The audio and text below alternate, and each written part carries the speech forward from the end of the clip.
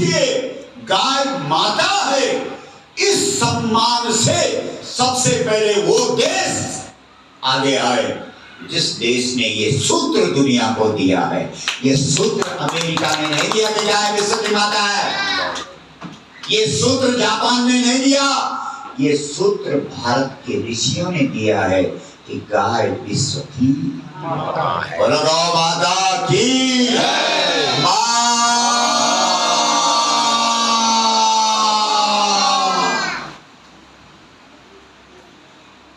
और गावो विश्वस्य मातरा, केवल इतना छोटा अर्थ नहीं है कि ये विश्व की माता है, एक छोटा अर्थ है। इसका एक अर्थ ये भी है कि गाय विश्वसनीय माता है, विश्वसनीय माता है, गाय विश्वस्तरीय माता है, गाय विश्वसनीय माता है। आप कहेंगे और माता विश्वसनीय नहीं है? नहीं। जैसे आप माता है, आपने कोई ऐसा पदार्थ खा लिया जो स्वास्थ्य के लिए हानिकारक, और आप बच्चे को दूध पिला रहे हैं, आपके दूध में वो पदार्थ बच्चे को गया और वो बीमार हो गया, तो कहीं ना कहीं मातृत्व पे आंच आ गई कि नहीं? आप उस विषैले तत्व को रोक नहीं सके ना बच्चे तक पहुंचाने में। पृथ्वी पर आपने कोई विषैला बीज डाल दिया, पृथ्वी रोक नहीं सकती। बोया पेड़ बबूल का आम कहां से आए, बबूल ही होगा।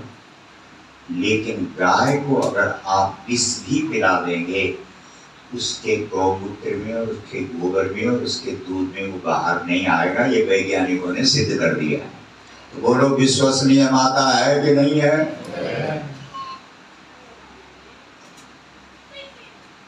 विश्वसनीय। गौ शब्द हमारे यहाँ व्याकरण है, आप लोग व्याकरण पढ़ते हैं, आप गणित नहीं पढ़ते। अरे अभी इसको पूछा है छोटी बच्ची सुरभि को, हाँ सुरभि को, तुम्हारे विषय क्या है? मैंने कहा संस्कृत है, बोला नहीं। उसने बोला विषय भी नहीं, पूछो। संस्कृत पढ़ती तो संस्कृत में पहले व्याकरण पढ़ती, और व्याकरण आपको ये बताता है कि कहाँ कौन मूल चीज है, धातु क्या है। मतलब तुमने अगर स्टील का प्रेशर बनाया है, प्रेशर कुकर बनाया है, उसमें धातु किस धातु का प्रयोग हुआ है। ऐसे हमारे यहाँ व्याकरण है कि आपने गौ शब्द बनाया, कैसे बना, व्याकरण सिद्ध करेगी। तो गुप्त धातु है, क्या धातु है? और किस अर्थ में? रक्षण अर्थ में, रक्षा अर्थ में, उससे गौ बनता है। मतलब जिस धातु से गौ शब्द बना है, वो धातु भी स्वयं इस बात को कह रही है कि अपनी रक्षा चाहता है, तब भी गाय वाला बन, और अपनी मानवता सिद्ध करना चाहता है तो भी गाय की रक्षा कर, तो अर्थक हो जाएगा। अपनी रक्षा चाहता है तो भी गौ वाला बन, और अगर अपने को दिखाना चाहता है कि भाई तू मानव है, तो किसकी रक्षा कर? विप्रधेनु सुर संत हित लीन मनुज अवतार। मनुष्य बन करके राम जी आए। लोगों ने पूछा महाराज क्यों, क्या जरूरत पड़ी? आप तो नारायण हैं, आप विष्णु हैं, आप धरती पर मनुष्य बन के क्यों आए? बोला धेनु के लिए आया, गाय के लिए आया। बोलो गौ माता की जय। सोचो, विचार करो। गत्यर्थ में भी, गति अर्थ में भी गौ शब्द है। गति का मतलब गति, गति है भाई, हाथ गलिया आपने रुका हुआ है, गति नहीं है, गतिमान नहीं है। और एक उसकी गति हो गई। हमारे पहाड़ में कहते हैं कि यार गति कम जाए, गति कम जाए मतलब भाई सुगति हुई, धन्य हो गया,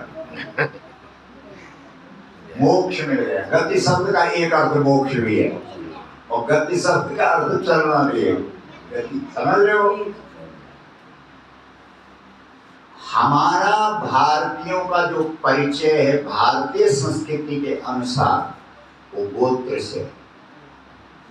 बोलो, तुम जितने लोग यहाँ पर विवाहित बैठे हुए हो, इनका विवाह हो रखा है, जब आपका मंडप के ऊपर, विवाह मंडप के ऊपर परिचय पूछा गया तो उसका नाम ही गोत्राचार है। बोलो, सही है कि गलत है? यानी आपके देश का परिचय का जो ढंग है वो गाय से ही है।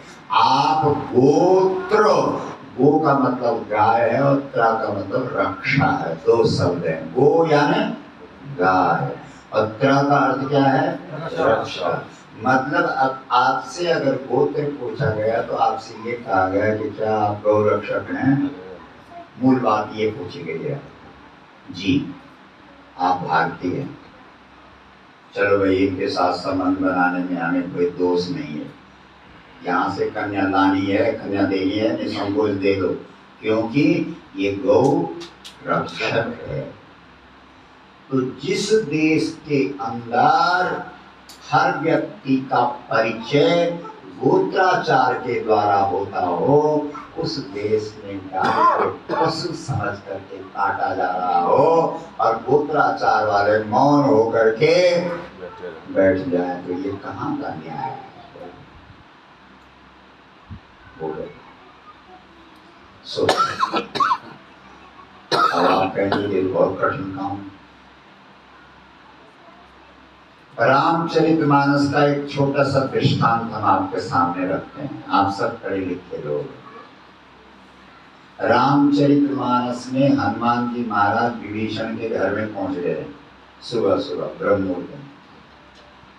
और जब सुबह सुबह रामचरितमानस में हनुमान जी विभीषण के घर में पहुंचे तो विभीषण ने अपना रोना रोया कि मेरी साधना, मेरी उपासना, मेरी आराधना, मेरा जप, मेरा तप, मेरा व्रत, मेरी पूजा, मेरा पाठ, मेरा तीर्थ, मेरा यज्ञ, मेरा योग किसी काम नहीं आ रहा है, क्योंकि देखो तेरे सिर पे तो राम जी का हाथ है और मुझे कभी सपने में भी राम जी ने दर्शन नहीं दिए।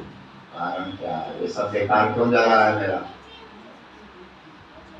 तब हनुमान जी ने कहा, भाई साहब आपने पूजा कर दी, सारी दुनिया जानती है कि विभीषण पुजारी, तेरी तपस्या के बारे में भी दुनिया जानती है, इतनी कठिन तपस्या की थी। रावण कुंभकर्ण ने भी तपस्या की और विभीषण ने भी तपस्या की, सब पता है। तेरा योग, तेरा ध्यान, तेरा प्राणायाम, तेरा जप, तेरी यज्ञ, तेरा तीर्थ, तेरा व्रत, सब पता है। और जहाँ तक नाम सुमिरन की बात है, तेरे घर की दीवारों से भगवान का नाम निकल, इतना सुमिरन कोई कर नहीं सकता जितना तूने किया। फिर भी तुझे सपने में भी राम के दर्शन नहीं हुए। कारण एक ही है, क्योंकि तूने धरती की बेटी, धरती स्वरूपा गौ माता सीता का पक्ष नहीं लिया। बोलो, सीता कहाँ से पैदा हुई? किसी माँ के पेट से पैदा नहीं, धरती से पैदा हुई। और धरती जब जब तुम्हारे देश में पैदा होती है, खड़ी होती है, तो गाय के रूप में पैदा होती है। इसलिए तुम्हारे देश का नाम जो भारत है, और भारत के साथ माता जुड़ा है, वो कोई और माता नहीं है, गौ माता।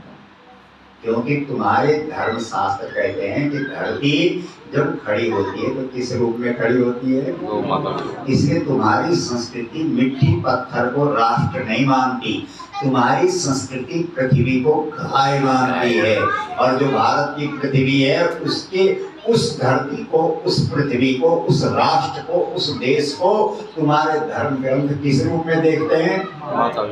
गाय के रूप में, गाय के रूप में। तो सीता कौन है? बोलो, जोर से बोलो। उस गाय के पक्ष में विभीषण साहब, कोई आपने आंदोलन, कोई उसकी बात रावण के सामने बोलो? हमारे रमेश पंड्या जी भी विभीषण से कम नहीं करेंगे। और कभी गए हो मोदी साहब के पास? क्यों?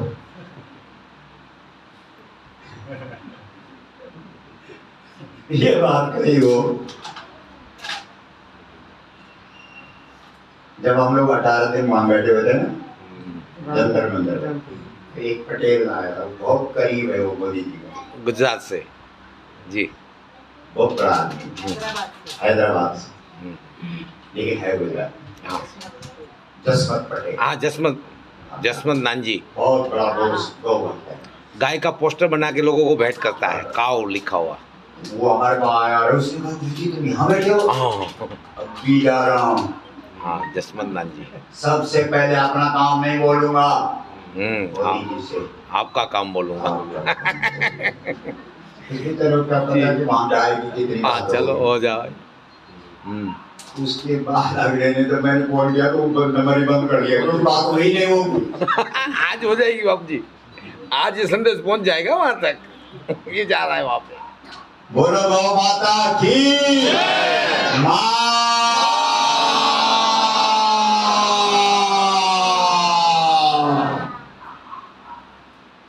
बहुत ध्यान से सुनो। हमारा धर्म कह रहा है कि गाय क्या है, बोलो माँ। वेद कह रहे हैं कि गाय गायत्री है। सतयुग में जब मनुष्यों का थोड़ा ठीक था तो गाय को क्या नाम दिया उन्होंने? गायत्री। त्रेता युग आते आते गाय क्या बन गई? सीता। द्वापर युग आते आते गाय क्या बन गई? द्रौपदी। और कलयुग आते आते गाय क्या बन गई? जानवर, पशु।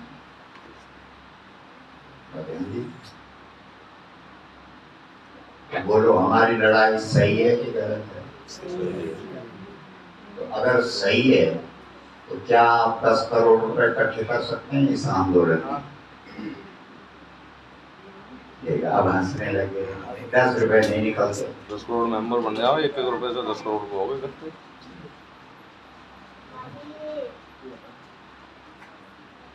और कोई राजनीतिक दल आता है, इतने रुपए एक ही झटके में आ जाते हैं। एक सेकंड में आते हैं। एक टिकट में एक सेकंड। 70 में से 68 विधायक। बोलो गौ माता की जय। चमत्कार किसका है? आगे समझिए। और कितना बढ़िया तरीका है, तुम्हारे खाते में 2000 रुपए डलवा दो और 2 रुपए की चीज को 200 रुपए में बिकवा दो, कमाल है।